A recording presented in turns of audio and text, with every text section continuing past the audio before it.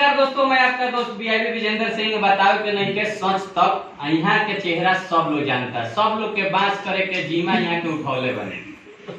हम कहते नहीं कि बड़ा हाला बा, लोग कहता कि मनीष कश्यप सब लोग के एंटी बोले ले, सब लोग के बांस कर ले, खास करके इंजीनियर लोग के रोड पर लोग कहता यही से करे ले कि उनका बियाह नहीं खन पहले। इका सच बात बा, उनकरा बात करे केहू नहीं के सच बात बा।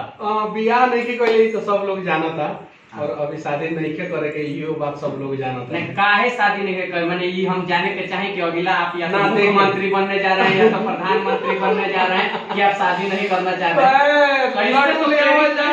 पहले खियावल जाओ। नहीं नहीं नहीं, बात देखिए, बात सही बात गौरव ही बताइए। काहे तो अभी के डेट में जो युवा बड़े पहले हमारी बात सुनी, काहे तो रउरा सब लोग को सुनावेली, हमारी बात सुनी। युवा बड़े आवे वाला युवा वो कहत रहे कि बियाह नहीं के करे के, तो उनका मन में कहीं सीधे ये बावे कि हम या तो योगी जी बन जाए या तो मोदी जी बन जाए प्रधानमंत्री। ना ना ना ना, वो लोग से हम अपन तुलना नहीं के कर सकत। तू लोग बहुत बड़ा पोस्ट पे बा, बहुत तपस्या कैले बाटे तब वहां पहुंचल बा। हालांकि वो लोग से भी हम लगातार सवाल करे रहे, लेकिन वो लोग से हम अपन तुलना नहीं कर सकत। हमरा बस एके गो मकसद बा, हम बहुत सारा वीडियो में बोलले बानी, सैकड़ों वीडियो में, कि जौना दिने हम ऐसा कोनो काम कर देम जौना से बिहार में बहुत बड़ा बदलाव हो जाई, तौना दिने हमर मतारी जकरा से कहियो ओकरा से शादी कर ले। मान ला कि हमर मतारी परेशान रही। पहली बार हम मुख्यमंत्री नीतीश कुमार जी के काल स्टेटमेंट सुननी, बाकायदा न्यूज चैनल पे बा। मुख्यमंत्री जी साफ साफ कहनी कि इंजीनियर लोग ध्यान दो आ काम ईमानदारी से करो। पहली बार 75 साल में पहली बार इंजीनियर लोगों के ऊपर बिहार के मुख्यमंत्री केहू सवाल कैले बा कि इंजीनियरिंग डिपार्टमेंट सही से काम करो। भाई हो सकता है राउत वीडियो देख के हो, अब जेकरा से भी भाई लोग को हम अपना से ना क्रेडिट लेवे के चाहते नहीं। दूसरा का बीजेपी के प्रदेश अध्यक्ष बानी, वहां से हम 36 के आंकड़ा चलेला, 37 हो सकता, 35 ना होला। ठीक बा, संजय जायसवाल जी नाम हो वहां के चलत रहेला। लेकिन हमनी के कभी भी मतलब कि एक दूसरे के नीचा दिखावे के प्रयास हमनी के ना करेंगे सब। लेकिन मुद्दा हाँ 36 ना 37 के आंकड़ा बा, समझ ली ना। वो अपना फेसबुक पोस्ट में लिखनी कि माटी ना भराई जीएसबी जौना के कहल जाला, वो ना होई, रोड बनी और रोड लेवल में बनी, ताकि रोड ऊंचा और शहर के लोग के घर नीचा ना हो। ऐसा के कुछ और बड़ा काम कर दे रउआ भैया, जकरा से कह हमर मदारी खुश रहे, ओकरा से बियाह हम चली बियाह के बारे के भगवान कर। लेकिन रउरा क्वेश्चन बिहार बनावे चाहता है। देखिए, जौना बिहार में हॉस्पिटल में लोग पैसा के बिना ना मरे, जौना बिहार में जाति देख के जौन बाटे ना, काबिलियत के लोग पैमाना ना तय कर कि है जाति है, हमार जाति है तो ई काबिल हो, ऐसा नहीं है। जौना बिहार में लड़का के हम ही नहीं कि 100% लोग के रोजगार मिलो, लेकिन जे काबिल बाटे ओकरा रोजगार मिल जाओ। जौना बिहार में शिक्षा व्यवस्था जौन बाटे ना, हम ही नहीं कि भारत में टॉप पे चल जाओ, लेकिन टॉप 3 राज्य में बिहार के शिक्षा व्यवस्था आ जाओ, टॉप 3 राज्य में बिहार के स्वास्थ्य व्यवस्था आ जाओ, टॉप 3 राज्य में बिहार के रोजगार मिले लागो, तब हम समझम कि हाँ बिहार ला कुछ अच्छा भइल बाटे। तब समझम कि हमने के बिहार के धरती पे पैदा होके कर्ज उतारे के प्रयास नहीं सब। ई तो बात सब लोग करे लगे, लेकिन ई होई कैसे? देखिए हमार काम राहुल का फार्मूला बा। देखिए हमर एक एगो फार्मूला बाटे कि जितना भ्रष्ट लोग बाटे। देखिए सबसे बड़ी बात बा कि हम तो नीतीश कुमार जी का धन्यवाद देवे के चाहते हैं, क्योंकि ऐसा मुख्यमंत्री जरा राज्य में हमने के इतना सवाल करने से बहुत सवाल पूरा हाँ, लेकिन मुख्यमंत्री के तरफ से कभी भी हम लोगों के ऊपर कार्रवाई नहीं की। और ऐसा नहीं है कि वीडियो में बोल देता नहीं तो हम आगे से ना करें, हम करें, लगातार सिस्टम से सवाल करें। हम चाहता नहीं कि इस सब चाहे वो मुख्यमंत्री नीतीश कुमार जी हमने से ज्यादा बुद्धिजीवी बने और ईमानदार व्यक्ति हैं, हम जानते हैं, लेकिन वहां के आसपास में जितना बैठा सब चोर है, वो सब खुल के कहते हैं सब।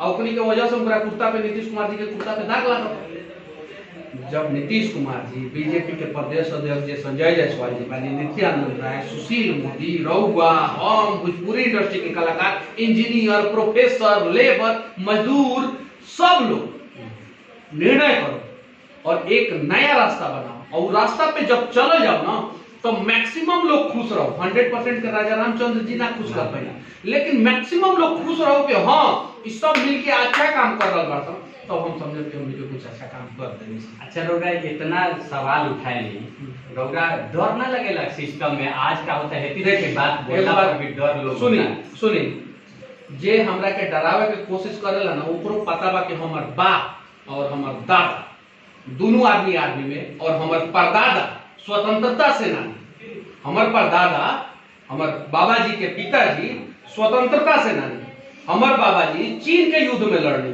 हमर बाबूजी कारगिल में रहल बानी, कारगिल में जम्मू कश्मीर में 12 साल बितौले बानी, नॉर्थ ईस्ट में नागालैंड में इस सब राज्य में जौन बाटे ना 9 साल बितौले बानी, अपन नौकरी में 20 साल से ऊपर तो ये दू जगह उन्हें लग इनके ना खुनवा बा देहिया में, तो डेराम तो काम चली। हमर परदादा लड़ गइल, हमरा परदादा के संगे ना जाने कितना लोग के परदादा लड़ल बा, तब देश आजाद हो गइल। हमर दादा चीन के युद्ध में लड़लन, ओमे ना जाने कितना लोग शहीद भइल, हमर दादाजी के फालिस मार देलक, पैरालिसिस हो गई।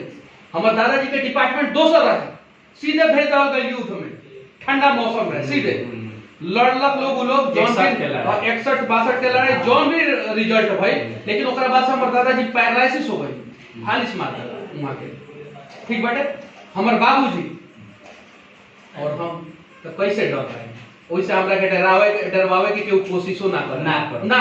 रोरे को बताई थोड़ा सा लोग के नाम हो जाला, तू चाहेला कि एगो महंगा गाड़ी ले ली, एगो घर बना ली, एगो खूब नीमन आराम चेयर ले ली, आराम से जिंदगी माने सुकुवार से गुजारी अपना बीवी बाल बच्चा के साथ। रौरा इतना बड़ नाम बा, रौरा अच्छा खासा पैसा भी आ रहल होई, तो रौरा वो जिंदगी छोड़ के, जैसे हमने भोजपुरी इंडस्ट्री में बा थोड़ा सा नाम हो गया पर लोग स्टार हो जाला और अपनी जिंदगी दूसरे तरीका से, रौरा वो जिंदगी छोड़ के रोड पर काहे भटकत फिरत है? हमर पहचान होने से मिलल बा। जो रौरा पैसा के बात कहनी है ना, हमरा के पैसा एक पैसा जोन बाटे ना बिहार के मजदूर देवल है। हमर वीडियो देखेला हमरा एक पैसा मिलेला, केकरा से मिलेला? बिहार के मजदूर, बिहार के गरीब, ज्यादा बुद्धिजीवी लोग थोड़े हमरा के व्यू देवला, ना गरीब लोग देवला। आपको तो देखना सब और हां बाटे लोग, लेकिन हमरा से गरीब हम अपन जितना भी हमरा महीना आवेला ओकर 25% से ज्यादा चैरिटी हर महीना करे, हर महीना।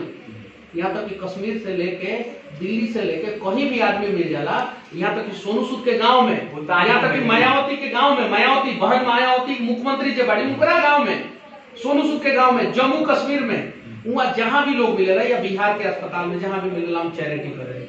अगर हम ईमानदार बानी, हमरा भगवान पे भरोसा बाटे, जनेऊ पहने नहीं और ये थी रुद्राक्ष माला पहने नहीं, हम भगवान पे हमरा भरोसा बाटे, रक्षा सूत्र लगावे नहीं, बहुत भरोसा बाटे। हम हई भगवान के संगे ईमानदार बनल रहे ना, हम देखले नहीं कि भगवान के, लेकिन हई भगवान के संगे ईमानदार बनल रहे ना, तो हमर क्यों बाल बाका नहीं कर सकत और हमर सब कुछ पूरा हो जाए। और भगवान के संगे ईमानदार ना बने, बेईमान बन जाए, मान ली पैसा वैसा आवता, आज हम एयर कंडीशन स्टूडियो में भी बैठ के वीडियो बनाए तो हमर चली, ऐसा नहीं है कि ना चली, एयर कंडीशन स्टूडियो में बैठ जाए, लेकिन 46 डिग्री टेम्परेचर में, 47 डिग्री टेम्परेचर में जब भाई होंठ सूख जाला और जब एक बार वैसलीन लगावल जाला और घाव हो जाला हई, तो मेहनत के मजा आवेला। जब भाई पसीना जौन बाटे हुआ देखनी है, जब स्टेशन पे जब भैर मुंह होके नाक मुंह होके आ मुंह में आवेला, आई पसीना जब नमकीन लागेला आ जब घोटाला ना जब थूकल जाला, तो पता चलेला कि हम मेहनत कर रहे हैं। चलिए रौरा पूरा चीज पर ध्यान देता नहीं, हम चाहे हमारे भोजपुरी के फिल्म इंडस्ट्री के जनता चाहता है कि रौरा हमनी के फिल्म लाइन पर भी कटाक्ष करी आ हमनी के जो कचरा भइल बा एकरा के साफ करे खातिर मनीष कश्यप जी का कर सकत